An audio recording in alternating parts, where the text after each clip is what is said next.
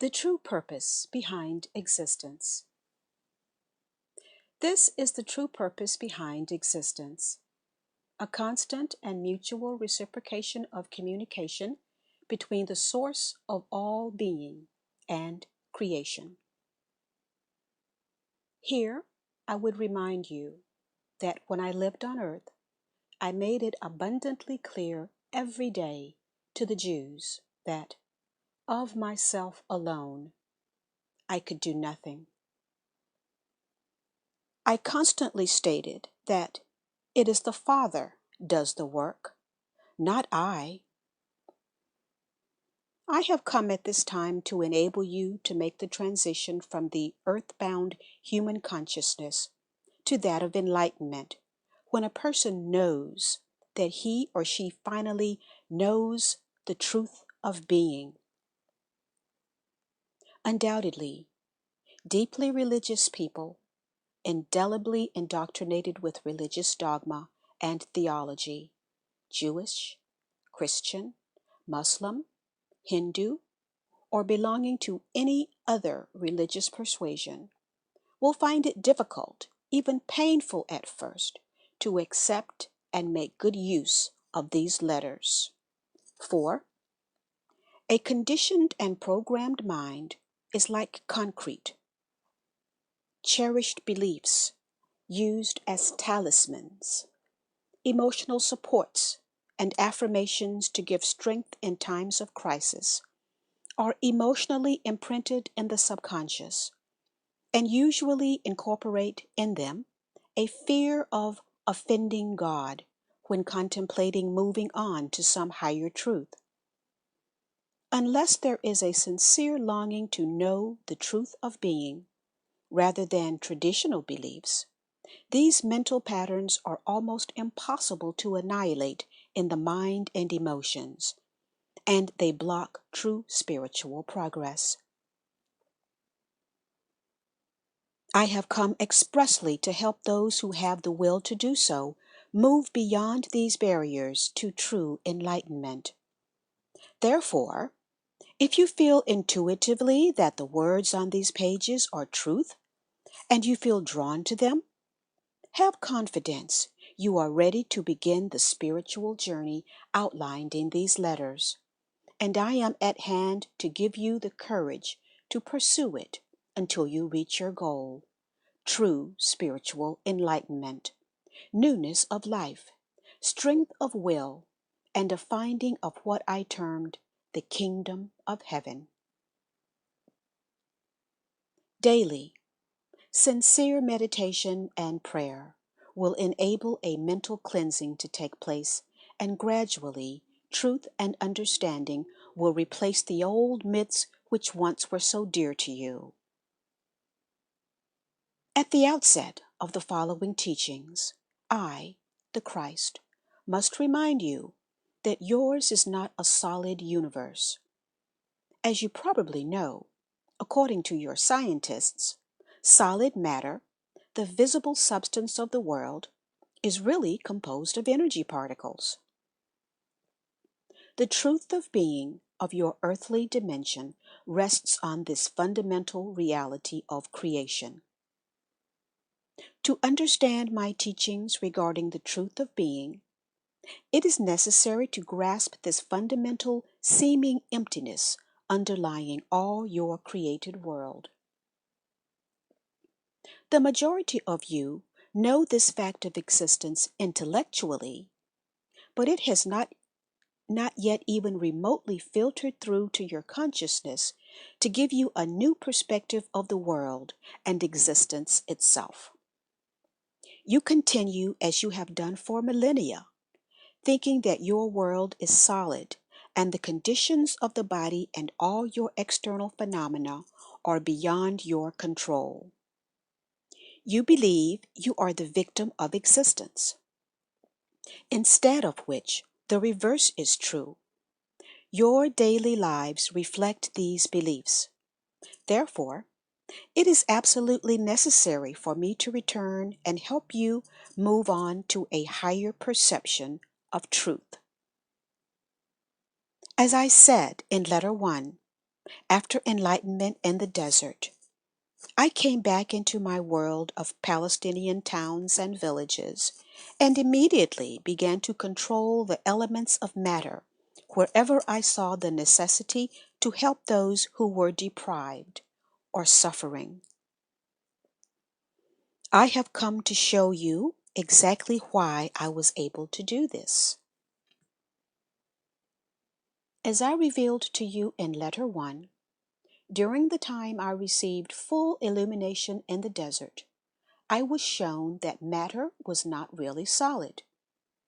I was not given to understand exactly how the electrical particles, which I termed the shimmer of motes, took on the appearance of visible matter. I only knew that these motes were moving at high frequencies of speed within God mind, and God mind was therefore universal. I perceived that God mind was both the creator and substance of all things within creation itself. Of this I was absolutely certain.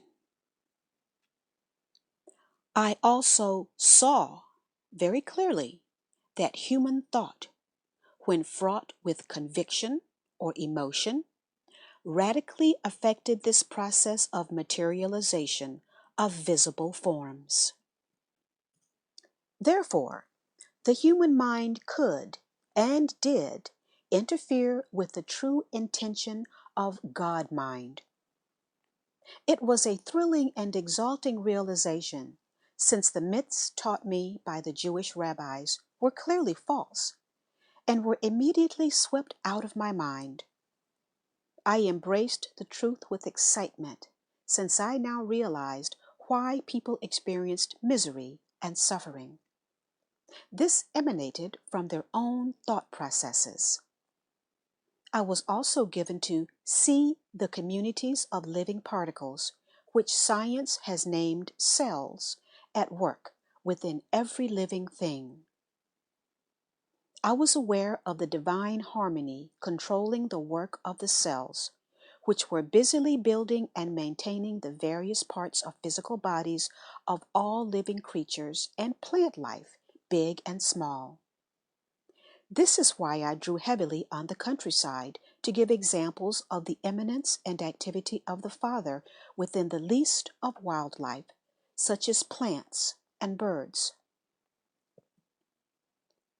As I have clearly explained in letters 1 to 3, I called God mind the Father because I was enabled to perceive the true nature of the God mind, and was determined that when I returned to the people of Palestine to describe the revelations I had received, they would understand that their beliefs imbued in their very consciousness by the rabbis were entirely false. I saw that the true nature of God mind was the very highest form of divine love, and this could be seen consistently active within every living thing. As I mentioned above, out of this knowledge, I was able to perform miracles and control the elements where appropriate and necessary. As I longed to explode the myths which possessed the minds of the Jews in Palestine, so do I yearn to show you that many of the theories put forward by your scientists have been prompted by a strong reaction to the church dogma and doctrines in years gone by. To understand this statement, you must realize that until the time of Darwin, whilst the various Christian churches held dominance over the minds of the populace, it was generally accepted that the universe had been created exactly as written in Genesis in the biblical Old Testament. When men of science attempted to announce their discoveries and theories, they were forced to describe their new beliefs in the presence of enormous religious opposition. Consequently, they found it necessary to concentrate much of their mental energy on proving the prophets' pronouncements wrong. In doing so, their agenda caused them to lose clarity of vision, and they also became ego-driven. Thereafter, any intuitive perception proposed by the scientific fraternity was derided and rejected out of hand by other scientists. Because of this mental climate, the pendulum of the search for truth swung solely to an undeviating belief in reason and logic, thus imprisoning the human intellect in materialism for the answers to the origins of life and existence.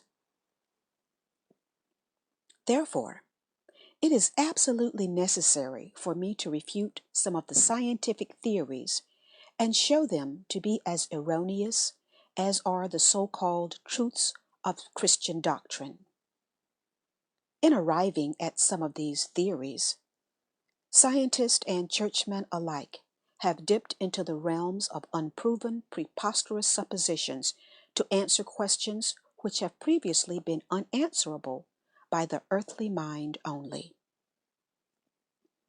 Having told you that the substance of your material world is basically electrical particles agitated at high speed within space, your science is unable to tell you why such energy particles take on the density and form of matter, except to speak of forces of fusion which happen to create the elements.